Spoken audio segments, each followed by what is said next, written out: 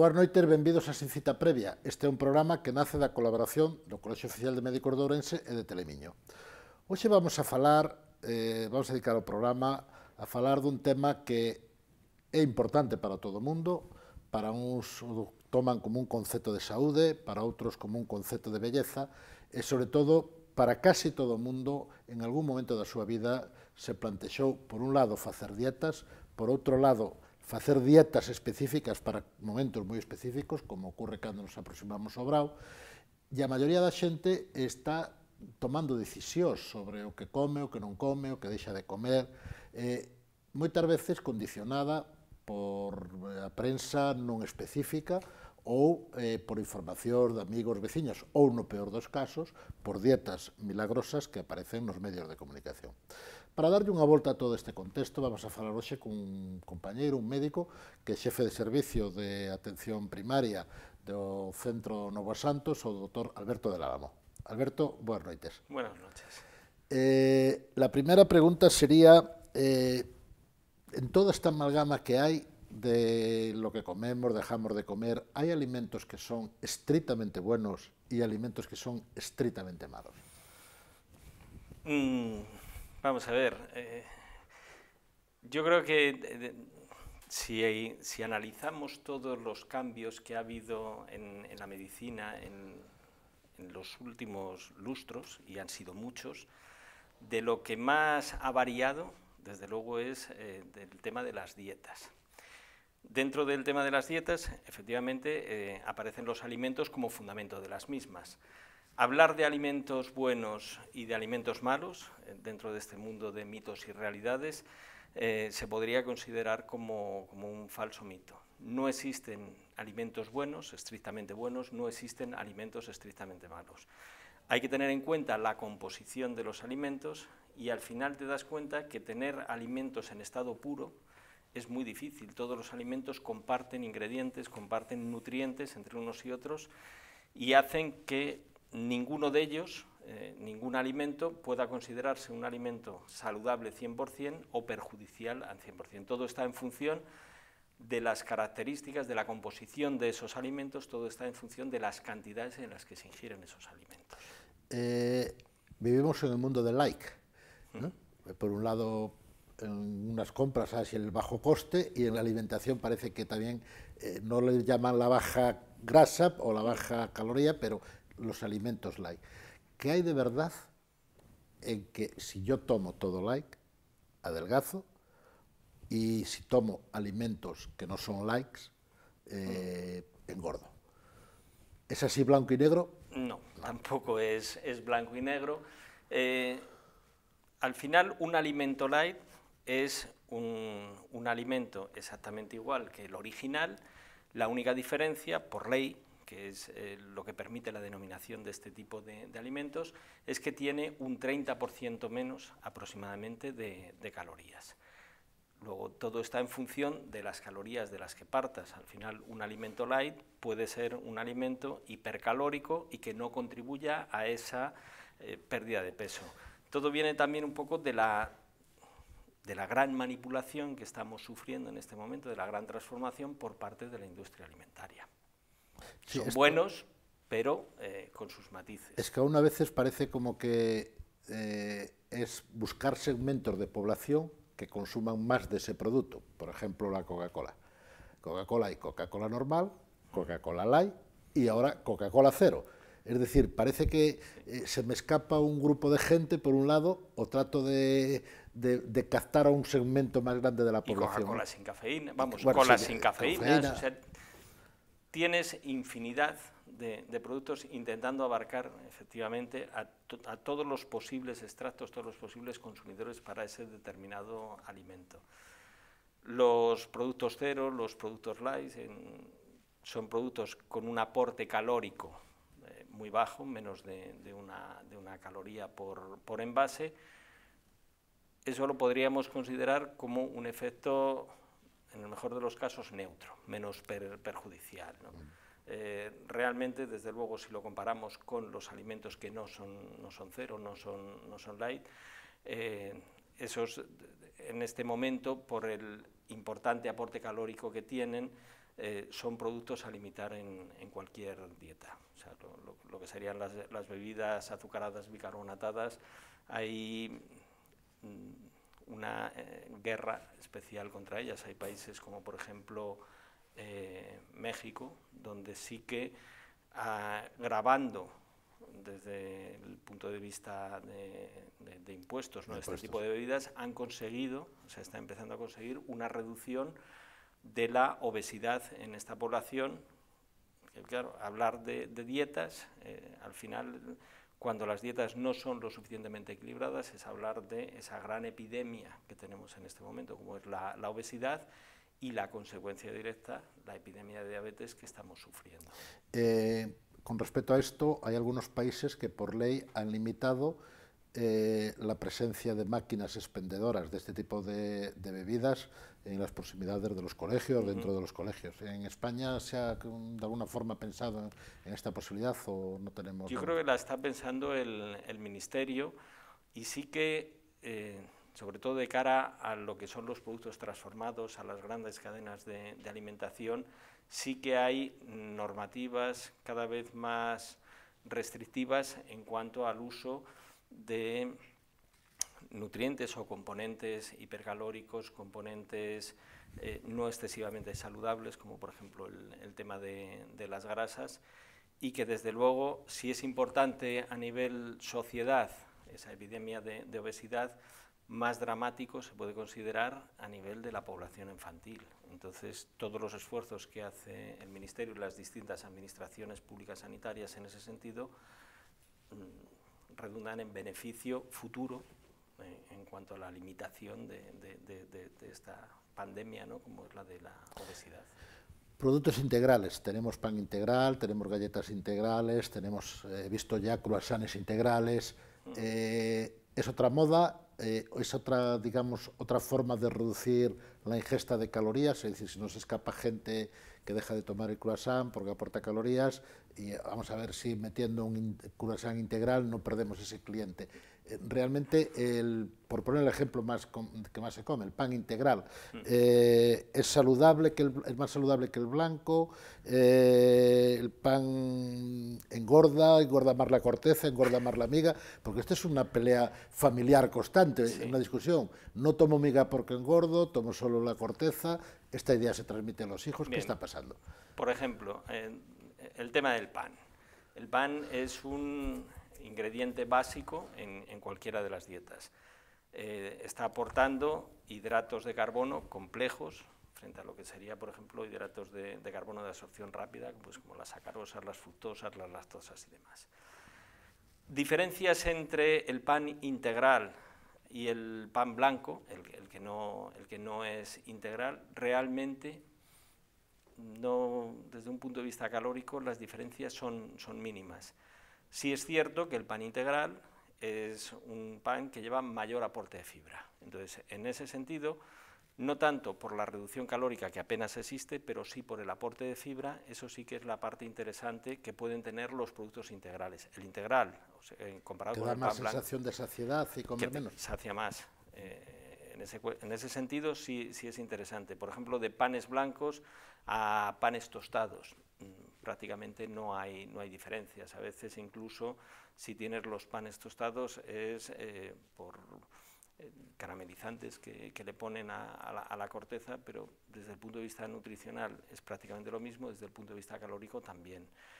¿Engorda más la miga, engorda más la corteza? Engorda exactamente igual. O sea, la única diferencia entre la miga y la corteza es la cantidad de agua que tiene. La corteza está desecada por el momento de la elaboración de la misma, y en cuanto a aporte energético, el mismo. Restricción del consumo de pan, hay que tomarlo en su justa proporción, pero debe formar parte de una dieta básica. El tema de los croissants que comentabas, ahí ya no estamos hablando de la mezcla básicamente de las harinas con la levadura y el agua. En la composición de un croissant, por ejemplo, intervienen las grasas.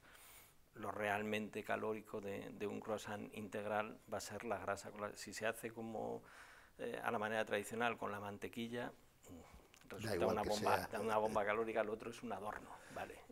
Hablando de bombas calóricas, el otro día leía que, por ejemplo, te tomas un zumo, que has hecho tú el zumo natural en ese momento, y que que no lo comes con toda la fibra y con toda la carne del fruto, sino que es el zumo exprimido, y que eso aporta de golpe como una bomba de calorías que entra directamente en el organismo, por así decirlo. Lo otro, como parece que con la fibra y con todo eso va como mal filtrado, ¿no?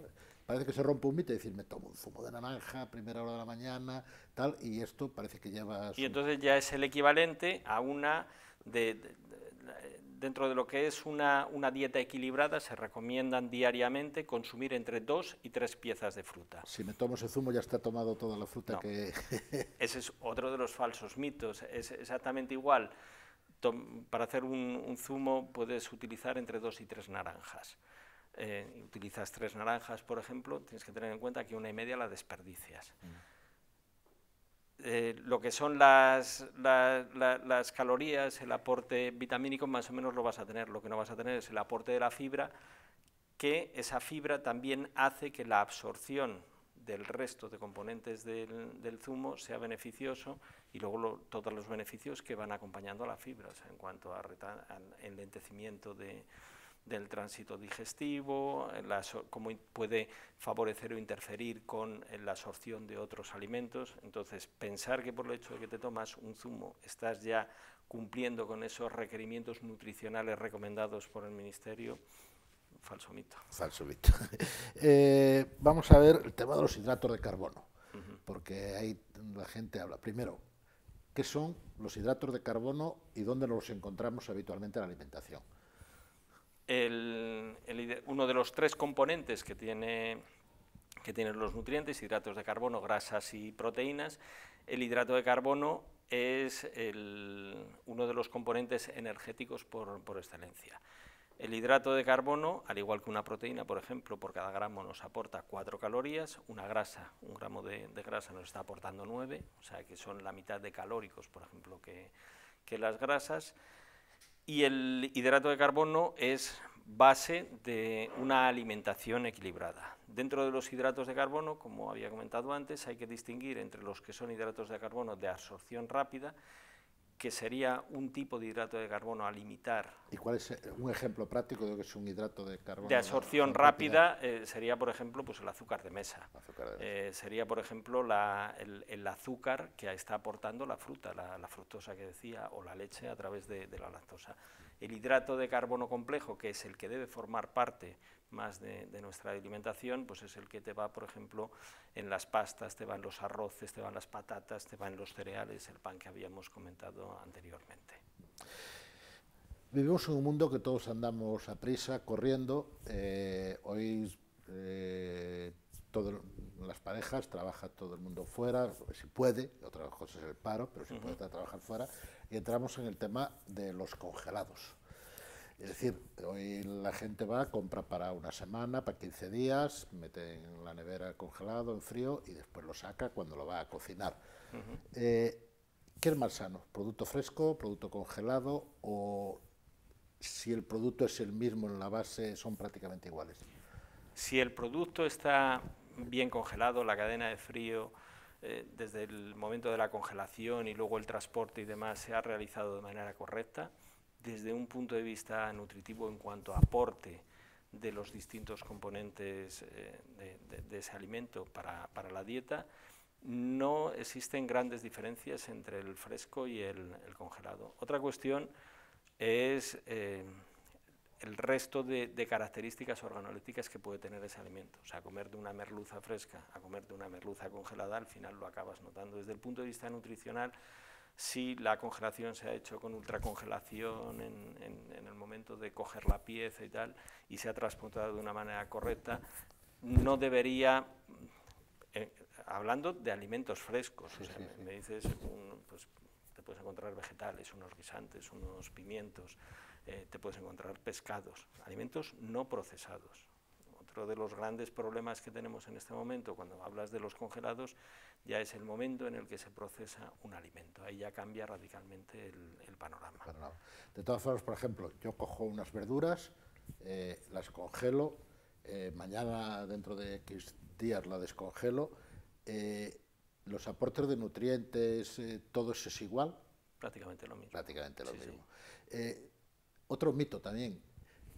Hay que tomarse el zumo inmediatamente de hacerlo, porque si no pierde las vitaminas. ¿Cómo se pierden las vitaminas? ¿Que se volatilizan? Porque se pierde un poco el efecto antioxidante, también es otro de los mitos que existen. Si te lo tomas, pues es una vez que lo has preparado y tal, no tiene por qué ser. La fruta, ¿en la piel están las vitaminas o las vitaminas están dentro del conjunto de la fruta? Vamos a ver, hay vitaminas en lo que es la corteza, en la corteza o la piel, hay vitaminas que están en la carne, en la pulpa de esa fruta. ¿Qué es lo que te aporta, sobre todo si se consumen, por ejemplo, bien lavadas, ¿no? Con la piel, las frutas? Fundamentalmente estás aportando fibra, la fibra que es tan necesaria y tan deficitaria cada vez más en las dietas que realizamos. Vamos con los malos de la película. Por un lado, los azúcares, y en esto a veces estás comiendo, la gente se come un cocido, pide un café y pide una sacarina. El efecto psicológico, o es, bueno, he reducido un poquito más de calorías, ¿no? En el conjunto de lo que puede ser una comida es prácticamente irrelevante. Porque lo primero es decir, el azúcar no es malo, en sus dosis adecuadas. En sus dosis, vamos a ver, la primera pregunta que hicimos fue, ¿existen alimentos buenos o alimentos malos? No hay ni alimentos buenos ni alimentos malos. Tú puedes consumir un hidrato de carbono de absorción rápida como el azúcar, lo puedes consumir, no hay ningún problema, pero como tú bien has comentado, en las proporciones adecuadas. O sea, eso lo tienes que tener en cuenta, cuál es el aporte calórico que me hace en el conjunto de la dieta que estoy realizando, la manera que tiene de absorberse ese alimento. Si se absorbe más rápidamente, pues evidentemente va a tener en el organismo el índice glucémico que tiene, va a provocar una respuesta, por ejemplo, a nivel pancreático, con la secreción de insulina, diferente ese tipo de hidrato de carbono que uno un poco más complejo. Somos una comunidad lorenzana que produce muchas patatas. Engorda la patata. Luego, debemos de comer más patata cocida, hervida que frita. Porque hay que comer patata. Hay que comer patata. El principal componente de la patata es agua. Y el resto es hidrato de carbono, más o menos complejo. Entonces, patata tiene que formar parte de la base de nuestra alimentación. Una cuestión es los ingredientes que utilizo y otra cuestión a tener en cuenta es cómo voy a procesar, cómo voy a cocinar esos alimentos. Evidentemente, si la patata la hago al vapor o la patata la hago frita, más que por lo que es la patata en sí, es por lo que le estoy añadiendo, lo que va a hacer que sea más o menos calórica. La patata no se debería restringir, y bueno, teniendo unas patatas como tenemos aquí en la provincia, menos todavía. Es que si decimos que no hay que comer patata, los de la zona de Shinzo nos tiran por el río. Hay que comer patatas. Las grasas, eso parece que es ahí en la oveja negra de la alimentación, ¿no? No hay que comer grasas. ¿Qué hacemos con el cerdo?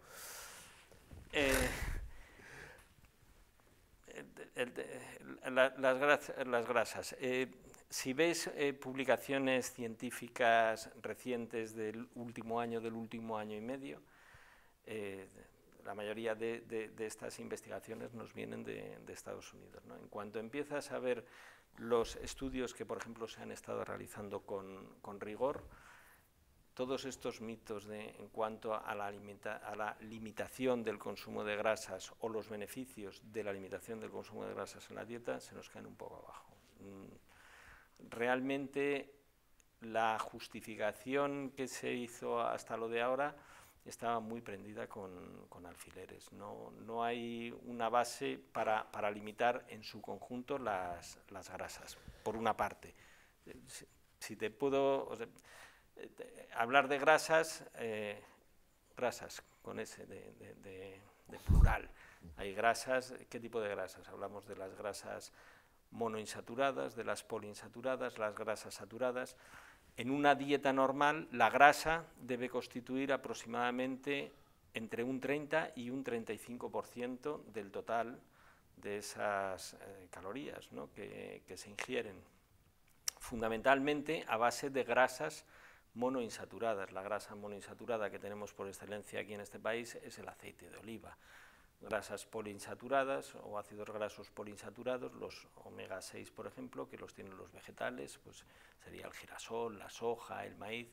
Los omega 3 serían fundamentalmente de origen animal, dentro de estos el pescado, y las que sí que habría que limitar serían las grasas saturadas, menos de un 10%, entre un 7 y un 10% del total de la dieta, pero muy especialmente un tipo de grasa que es la grasa trans, que es la grasa que viene,